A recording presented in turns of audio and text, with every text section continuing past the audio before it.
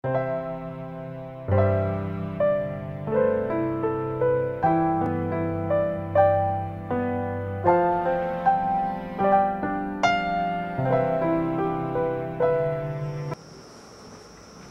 ler, eu gostaria que vocês me acompanhassem, Epístola aos Hebreus, capítulo 6. É um texto bastante conhecido.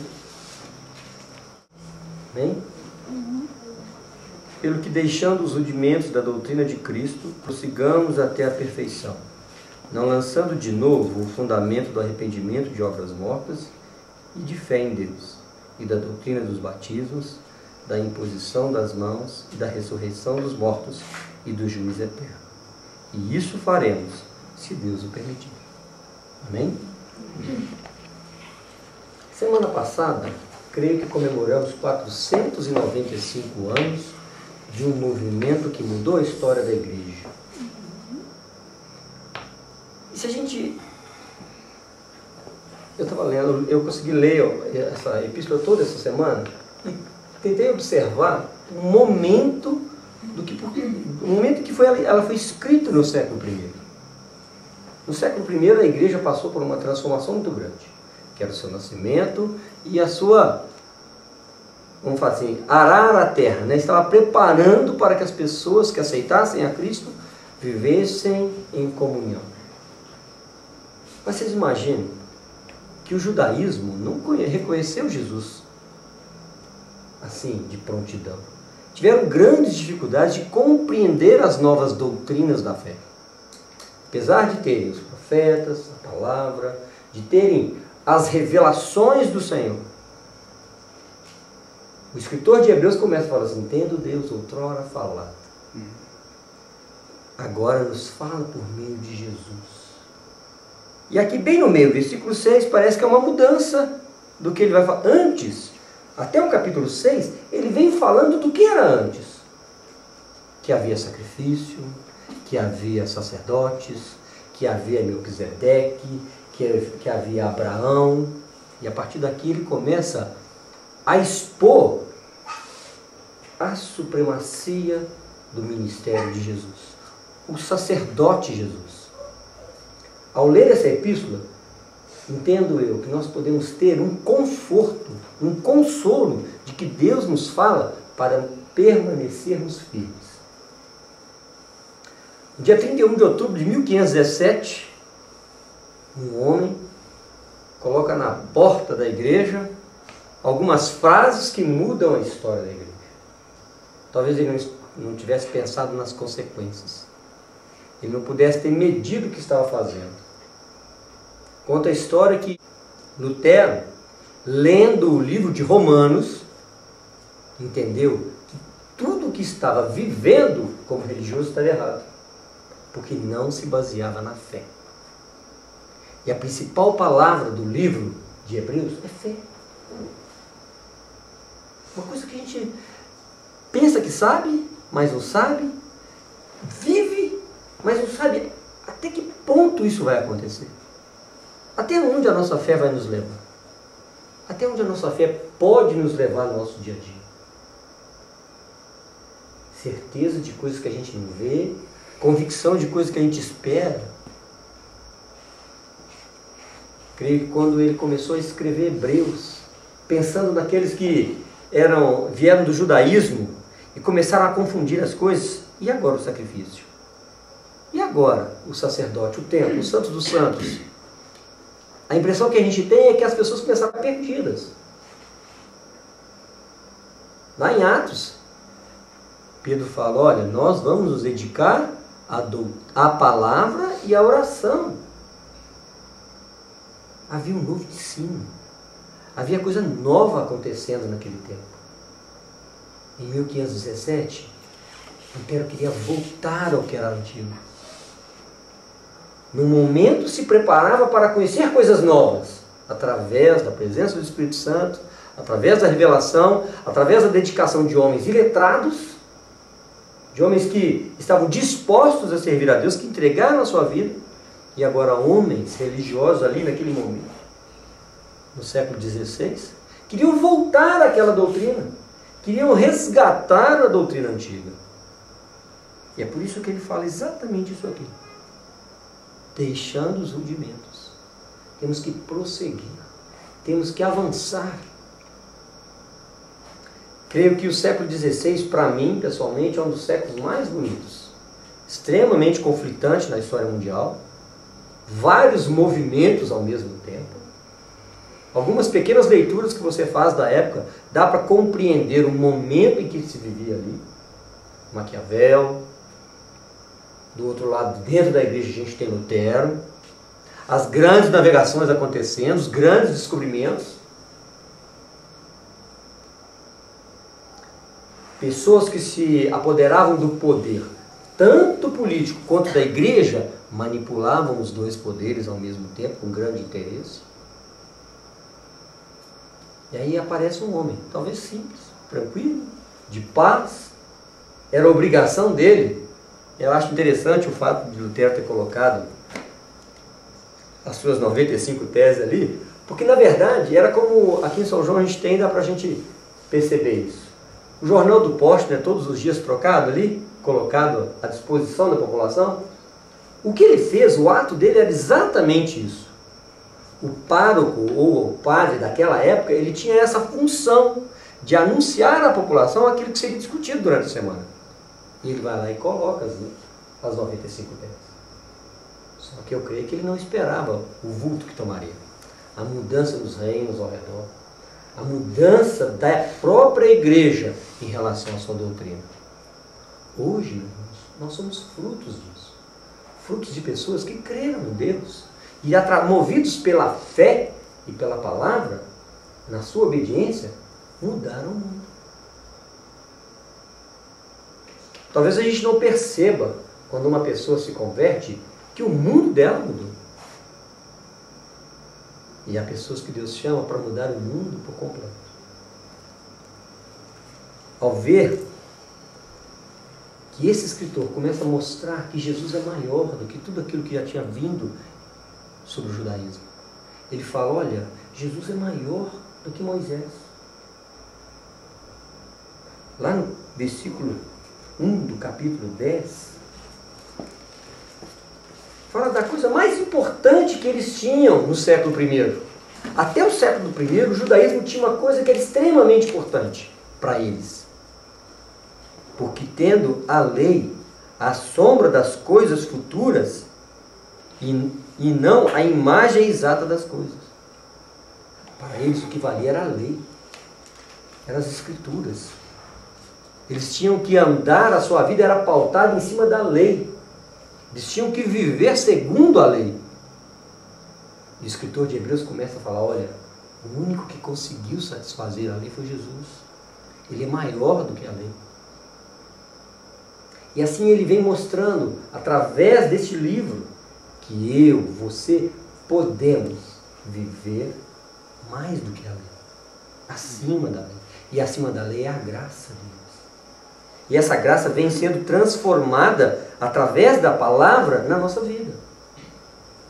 Mas uma transformação nossa, não da própria graça. Eu e você que somos transformados pela graça de Deus. A minha vida e a sua vida, quando pautada na palavra de Deus, que é a lei de Deus, a graça nos faz subir um degrau, estar acima disso. E ele vai falando e partilhando com aquelas pessoas que vinham do judaísmo, que tudo aquilo que eles conheciam, Jesus era maior. Maior do que os anjos, maior do que os profetas, maior do que as promessas, maior do que a palavra, maior do sacrifício. Ele vem mostrando através, ele vem discorrendo. Esse livro, ele é cheio de teologia. Ele revela a Deus de tal maneira que as pessoas possam compreender quem é Jesus, confrontado com a lei, confrontado com os estatutos. Aqui não é boas novas. Aqui não é a pregação do Evangelho. Aqui é, o Evangelho já foi pregado. Agora, construa em cima disso. Construa a sua vida em cima disso. Quando ele chega no capítulo 11, ele fala, ora, a fé é o firme fundamento das coisas que se esperam e a prova das coisas que não se veem, coisas que foram criadas pelo Senhor. É a prova, porque por ele os antigos alcançaram o testemunho, por ela. Aqueles que morreram segundo a fé, e lá no próprio capítulo 11, mais adiante, tem uma parte que é conhecida como a galeria da fé. Homens e seus testemunhos. Quem escreveu Hebreus, que nós não temos exatamente quem é, conhecia muito sobre o judaísmo. Conhecia com profundidade a vida desses homens. Sabia do que estava falando.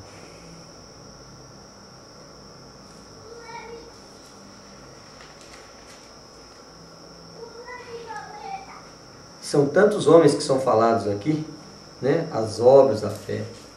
Mulheres, homens, pessoas que serviram ao Senhor. Pessoas que serviram a Deus esperando o futuro. Foram colocados aqui para nos mostrar que a fé produz frutos. Frutos eternos. Capítulo 12 ele fala assim: portanto nós também, pois, que estamos rodeados de uma tão grande nuvem de testemunhas, deixemos todo embaraço e o pecado que tão de perto nos rodeia e corramos com paciência a carreira que nos foi proposta. Olhando para Jesus, autor e consumador da fé, o qual, pelo gozo que lhe estava proposto, suportou a cruz, desprezando a afronta, e assentou-se à destra de Deus. Considerai, pois, aquele que suportou tais contradições dos pecadores contra si mesmo, para que não enfraqueçais, desfalecendo os vossos ânimos. Então ele vem mostrando para nós que Deus, através de Jesus, que é soberano, que é Senhor, que se entregou, que se sacrificou por amor ao ser humano, Ele é o autor da fé. Ele é consumador. Ele fará em nós isso. O que Deus quer de nós é que nos propõe, ou seja, que nos entreguemos para ser usados. Ele vai fazer algo. Ele vai nos conduzir. Temos tantas preocupações no nosso dia a dia. Temos limitações, dificuldades. Mas quando colocamos a nossa vida nas mãos do Senhor, Ele conduz. Assim como fez com a vida de Lutero. Ao expor as suas ideias, ele expôs a sua própria vida. Foi perseguido. E o fruto da vida dele também levou muitos outros a serem perseguidos pela igreja. Não existe, para mim, na história, maior demonstração de discriminação. Até 1970, os crentes evangélicos não eram chamados de crentes evangélicos, eram chamados de protestantes. Um termo que durou aí 450 anos para identificar pessoas que servem ao Senhor, que buscaram na palavra esse retorno. Hoje falamos que são os evangélicos, poucos usam a expressão crentes no Senhor Jesus, mas até a década de 70 era protestante. Aquele que tem um protesto. Que mensagem! Talvez Lutero não pensaria que duraria 460 anos uma mensagem só. Ela vai perdurar, mas com esse nome, com essa identidade, essa identificação, uma mensagem que muda a vida das pessoas. E era discriminação muito grande. Muitas pessoas eram perseguidas, apanhavam, sofriam grande violência física, porque carregavam o título de protestante. A sociedade expulsa do Senhor. Semana que vem a Igreja Presbiteriana de São João do Rei fará 110 anos. Uma igreja muito perseguida na história de São João do Rei. O templo não foi construído com material e mão de obra dessa cidade. Os homens que construíram vieram do Rio de Janeiro para poderem construir. Quando eu frequentei na minha adolescência, as pessoas chegavam na porta da igreja e cruzavam o outro lado da rua para continuar a sua caminhada, não passavam em frente da igreja. Todo domingo a porta podia ficar aberta, senão ficava recostada, porque tinha pedrada todo domingo. Olhar para trás é importante. É o que Hebreus faz. Gente, vamos olhar para trás. Os rudimentos, o início, temos que olhar. Mas temos que deixar. Não podemos voltar para ficar lá. Não podemos permanecer no mesmo lugar. Precisamos continuar a caminhar. Mas não podemos esquecer daquilo que já passou. Nós refletimos sobre o sacrifício de Jesus para continuar a nossa fé. É lá atrás que ele fez isso. Jesus não morre todos os dias. É por isso que ele fala aqui, o sacrifício de Jesus foi maior que o sacrifício oferecido pelos sacerdotes. Porque o sacrifício de Jesus é eterno. Tanto é que nós não temos mais sacrifício. Não existe mais sacrifício no planeta em relação ao que foi pregado ao cristianismo. Nenhuma das religiões que professam a Jesus, nenhuma das igrejas que professam Jesus, praticam o sacrifício. Porque é reconhecidamente o pilar da fé, o sacrifício de Jesus. Ele, colocando a sua vida ali no madeiro, sendo exposto ao vitupério, ao desprezo, à perseguição, à sua morte, ele nos concedeu perdão.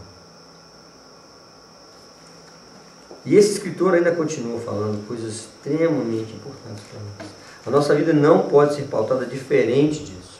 Ele fala assim, olha, no capítulo 13.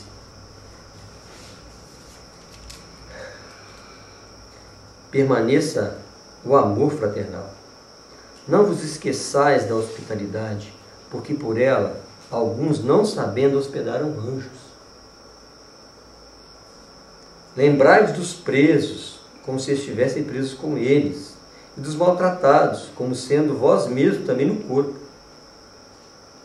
Venerado seja o matrimônio, sejam os vossos costumes sem avareza. O próprio escritor fala, gente, a nossa vida é de todo dia. Este livro é extremamente educativo para a nossa vida espiritual. Essa carta faz com que aqueles que creem em Jesus vivam pela fé. Compartilhem o seu dia a dia pela fé. Não abandonando as pessoas, não deixando de estarmos juntos, vivendo como igreja, olhando para o lado, olhando para as pessoas, para os necessitados. Não é só palavras para conhecimento, mas é prática. É para praticar a fraternidade, para receber, para dividir, para conviver a vida espiritual.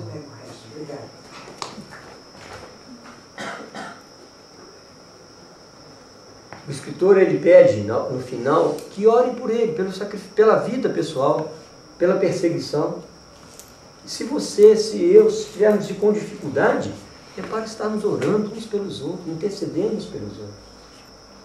Porque esse é o propósito da vida da igreja. Os salvos reunidos são para compartilhar desejos pessoais, espirituais, para agradar a Deus.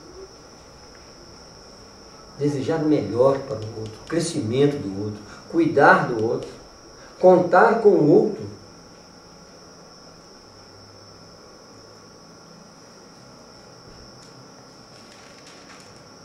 Muitos atribuem a Paulo essa epístola. Não fala claramente, mas a maneira de escrever parece ser Paulo. O apóstolo Paulo é um homem extremamente sábio, extremamente importante na história da igreja. Usado por quê? Por se dispor. Teve encontro com Jesus e a vida dele mudou. Recebeu a presença do Espírito Santo, foi chamado para ser apóstolo, se dispôs, trocou a sua vida inteira, aquilo que ele vinha vivido, foi mudado para satisfazer a vontade de Deus, o plano de Deus na vida dele. Se chamava Saulo, agora passa a se chamar Paulo. Um homem que pregou o Evangelho sem limites, de espaço, tempo, vida pessoal. Ele se entregou.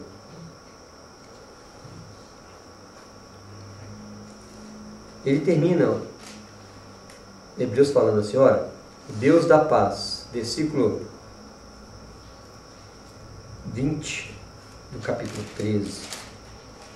Ora, o Deus da paz, que pelo sangue do concerto eterno tornou a trazer dos mortos o nosso Senhor Jesus Cristo, grande pastor das ovelhas, vos aperfeiçoe em toda boa obra para fazerdes a sua vontade, operando em vós o que perante ele é agradável por Jesus Cristo, ao qual seja glória para todos sempre. O Deus de paz, pelo seu sangue, meus irmãos, a nossa fé está pautada no sacrifício de Jesus. A nossa vida espiritual dependeu disso. Estamos firmados nesse sacrifício, porque esse sacrifício o levou à ressurreição que Deus mesmo promoveu, para que a nossa fé não se perdesse. Há uma frase de um pensador da época de Lutero. Ele era ateísta, e ele fala no seu livro que Deus morreu, mas não foi enterrado. E é um grande engano, ou uma certa verdade.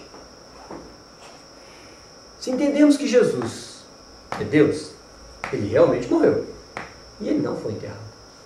Ele foi colocado numa gruta. Não foi colocado terra sobre ele, nenhuma. Foi colocado rocha. Ele foi colocado dentro de uma caverna, de um buraco, e ele ressuscitou. É por isso que esse homem escreve uma coisa certa, verdadeira, mas para ele era uma justificativa para ele não crer em Deus. Ou melhor, para ele não crer mais em Deus. Porque ele foi criado dentro do Evangelho, abandonou naquela época, se tornou um filósofo, ateísta, conhecido. Mas a frase dele, aparentemente, parece que era meio absurda. Ou seja, ele pregava que Deus tinha que ser enterrado, tinha que acabar com essa história de cristianismo, tinha que enterrar isso. Ele era contra o judaísmo e contra o cristianismo. E foi exatamente o que Deus fez. Deus fez o contrário. Deus ressurgiu. Deus ressuscitou Jesus Cristo, para que a nossa fé não dependesse só da morte de Jesus, mas dependesse da sua ressurreição. Porque se não houvesse a ressurreição, como diz a palavra, vã a nossa fé. Não tem valor. Então a nossa fé, ela está também colocada sobre a ressurreição de Jesus. E ele, ressurreto, distribuiu dons aos homens do seu Espírito para estar conosco. Por isso que o escritor fala que é o grande pastor das ovelhas. Nós somos o seu rebanho. Nós, cristãos, somos aqueles que nos colocamos para sermos guiados por Jesus. Salmo 23 fala, né? O Senhor é o meu pastor e nada me faltará. Guia-me mansamente, leva-me a pastos verdejantes, a águas tranquilas. É assim que o Senhor nos conduz. Para no diabetes, eu comecei a suar, passar mal. Esse horário é capital para mim. Não me prepara. Sempre. Então, meus irmãos, o livro de Hebreus nos traz à tona para reconhecermos os pilares da nossa fé. Nos traz à tona para falar, olha, eu quero falar com vocês sobre uma coisa mais sublime. Tem sacrifício? O sacrifício de Jesus é maior. Tem fé? A fé dada por Deus é maior. Tem profecia? Jesus é maior. Tem homens com testemunhos de fé? Jesus é maior. E Ele é o Supremo. Ele é o autor e consumador da nossa fé. Não foi feito por homens. E Ele, o Filho de Deus, foi o próprio autor. Foi Ele que escreveu isso nos nossos corações. Quando aceitamos a Jesus, nós temos isso em nós. Ele escreve, porque é uma promessa, que Ele vai escrever a sua palavra, os seus mandamentos, no coração do ser humano. Não será papel que vai guardar isso.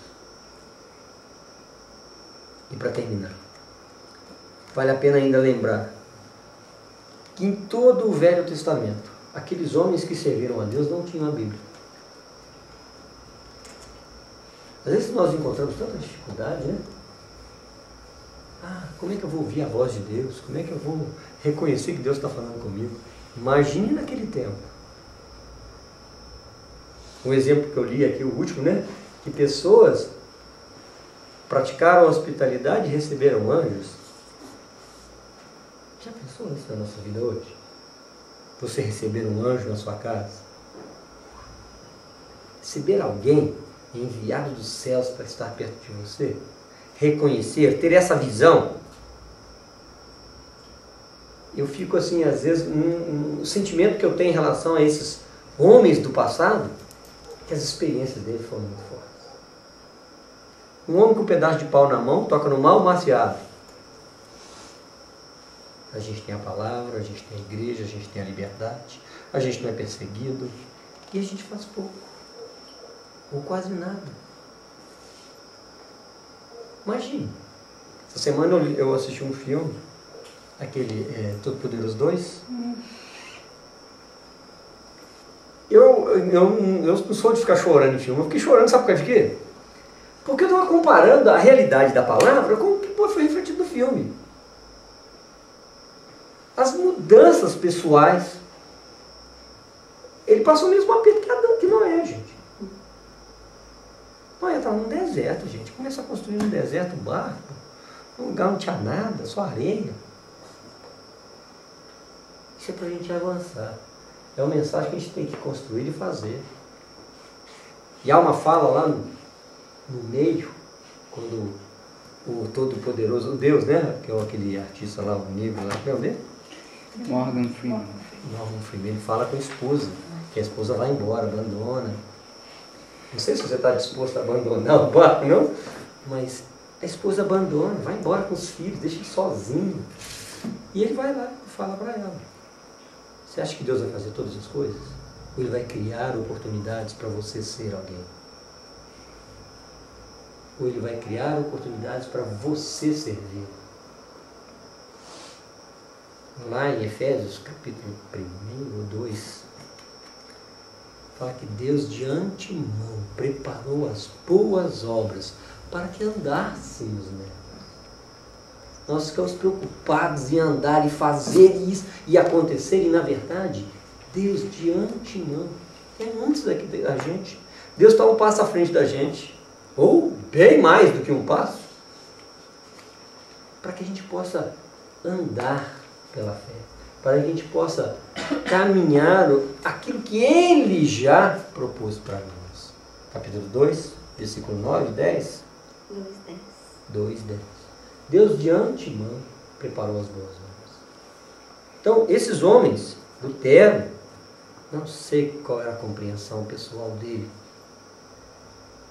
do que ele ia promover.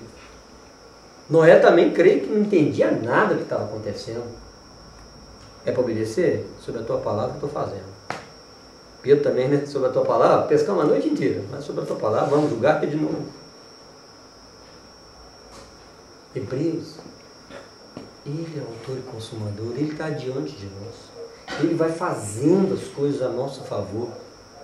Isaías 64, não há Deus como este que trabalha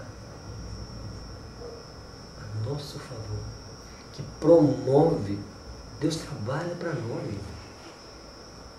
Esse Deus se revela através da palavra para nós, através do dia a dia. E Ele está preocupado em estar na nossa vida. Às vezes achamos que Deus está tão distante, tantas coisas acontecem. Mas cada um é de um jeito. Cada um tem uma história. Mas você pode fazer parte dessa história de fé. Individualmente. Ao se entregar ao Senhor, ao receber como Senhor e Salvador, é o primeiro degrau dessa caminhada. Para que eu e você possamos compartilhar a nossa fé. Para que eu e você possamos viver em comunhão segundo o propósito de Deus. Amém? Amém. Que Deus abençoe você. Que Deus me abençoe, nos guarde, nos restaure, nos mantenha na linha, no trajeto, que nos conforte, que nos levante pela mão direita. E eu quero só compartilhar um milagre que Deus fez para mim, coisa bem simples, coisa que às vezes a gente não dá muito valor, mas eu dei, porque para mim era insolúvel. Há umas 2 semanas atrás, acho que nem todos sabem, eu de vez em quando gosto de empilhar tijolo e fazer imóveis, meu hobby. E eu estava passando a fiação na tubulação, e a fiação agarrou dentro da parede. Costuma aquela mangueira, né, o conduíte dobrar e o fio não passa quando você vai passar. Consegui passar um cabo de aço da grossura do meu dedo e os fios não passavam. Passei uma vez, arrebentou. Segunda, terceira, quarta vez, agarrou que eu não conseguia puxar nem para frente nem para trás, soltou lá dentro. Forçamos, acho que a mão, o amigo que estava me ajudando, caiu, bateu as costas na parede e disse, vamos embora. Isso devia ser mais ou menos 5 horas da tarde. Amanhã de manhã a gente resolve isso aí.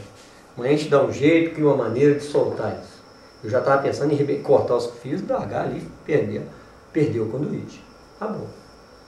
De madrugada eu acordei orando, pedindo a Deus que... E veio a música da Aline Barros, né? Remove a pedra. E eu comecei a orar em cima dessa frase. Deus remove a pedra para mim. Pelo menos uma vez. Para que eu pudesse tirar a fiação dali e continuar meu trabalho. Porque eu dependia do fio que estava lá dentro. Aí, levantei, orei, sabe? Continuei. Levantei e fui para lá. Na aula. Quando eu cheguei no quarto onde estava a fiação, quem pode descobrir aí o que aconteceu? A fiação desceu toda. Estava toda no chão. Tudo estava no chão. Inclusive o fio, o arame estava arrebentado lá dentro. Estava tudo no chão. Eu comecei a arrepiar, disse correndo, fui atrás do meu vizinho, porque ele sabia, né? Eu falei assim, aqui você foi lá dentro puxar a fiação. Eu nem contei com ele, ó, aconteceu isso. Ele virou assim, o cabelo do braço dele ficou desse tamanho, fui arrepiado, ele falou assim, cara, se eu não fosse crente. Ele ficou assim, gente, estava todo no chão, devia ter pelo menos uns 6 metros de fio preso lá dentro. Não estava arrebentado, não estava arranhado, não estava nada. Porque, para vocês compreenderem qual era a dificuldade, a gente amarra a fiação, uma perna sobe e a outra fica para baixo assim, então fica cruzada. Quando você puxa de volta, essa aqui entra no plástico e vira um gancho contrário. Ela não tem como puxar, a não ser que arrebente tudo. Estava tudo no chão.